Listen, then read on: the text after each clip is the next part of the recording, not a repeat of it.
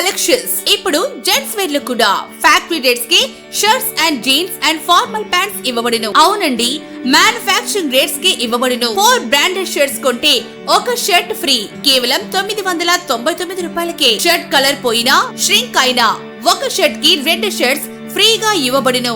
1100 రూపాయల విలువ గల బ్రాండెడ్ జీన్స్ కేవలం 550 రూపాయలకే. ఫార్మల్ ప్యాంట్స్ 299 రూపాయలకే. Proprietor Siri ladies and gents collections 10 rupees shop దగ్గర ఎల్పీ రోడ్ దర్శి.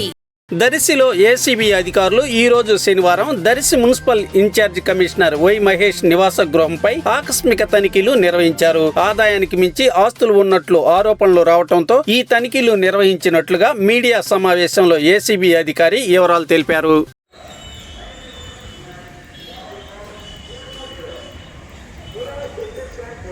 యాదల మహేశ్వరరావు ఈయన 1998లో మున్సిపల్ అడ్మినిస్ట్రేషన్ డిపార్ట్మెంట్లో జూనియర్ అసిస్టెంట్గా ఎంట్రీ అయినాడు. 2019లో రెవెన్యూ ఆఫీసర్గా ప్రమోషన్ వచ్చింది. ఈయన సర్వీస్లో నెల్లూరు, సత్తెనపల్లి, వినుకొండ, చిలకలూరుపేట, నరసరావుపేటలో పనిచేసినాడు. 2023 నుంచి దాదాపు 3 ఇయర్స్ నుండి ఇక్కడ ఎఫ్ఏసి మున్సిపల్ కమిషనర్గా దర్శి పట్టణంలో పనిచేస్తున్నాడు. విధి నిర్వహణలో అవినీతి అక్రమాలకు పాల్పడి ఆదాయానికి మించి ఆస్తులు అక్రమంగా కూడబెట్టినాడని మాకు సమాచారం రావడంతో ఆ సమాచారం పైన ఈరోజు ఏసీబీ అఫీషియల్స్ దర్శి పట్టణంలో కమిషనర్ గారు నివాసంలో తర్వాత ఆయన ఆఫీసులో సోదాలు నిర్వహించినాము. అదేవిధంగా ఆయన స్వగ్రామమైనటువంటి సత్తెనపల్లి, నరసరావుపేట, ఒంగోలులో కూడా సోదాలు నిర్వహిస్తున్నాము. ఇంకా సోదాలు కంటిన్యూ అవుతున్నాయి. ఈ సందర్భంగా నేను ప్రజలకు తర్వాత ఏసీబీ తరఫున రిక్వెస్ట్ ఏంటంటే టోల్ ఫ్రీ నంబరు 1064 ఉంది. ఎవరైనా సరే ప్రభుత్వ అధికారులు చట్టబద్ధంగా చేయవలసిన పని కోసం లంచాన్ని డిమాండ్ చేస్తే ఈ టోల్ ఫ్రీ నంబర్ 1064ను సద్వినియోగం చేసుకోవాల్సిందిగా కోరుతున్నాను.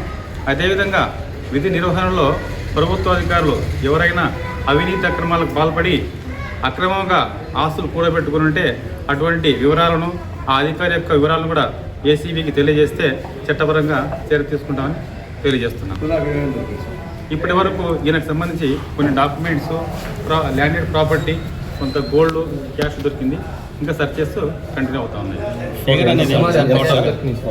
అప్పుడే చెప్పలేము, ఇంకా సోదాలు కంటిన్యూ అవుతాయని చెప్పలేము. చెప్పలేము. డాక్యుమెంట్స్ దొరికినాయి, ప్రాపర్టీస్ కూడా.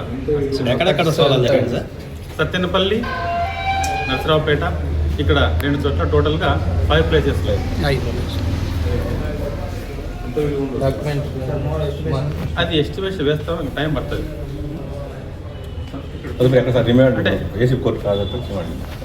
అతని చట్టబద్ధమైన ఆదాయానికి మించి ఉంది, అది ఇంకా కొంత టైం పడుతుంది.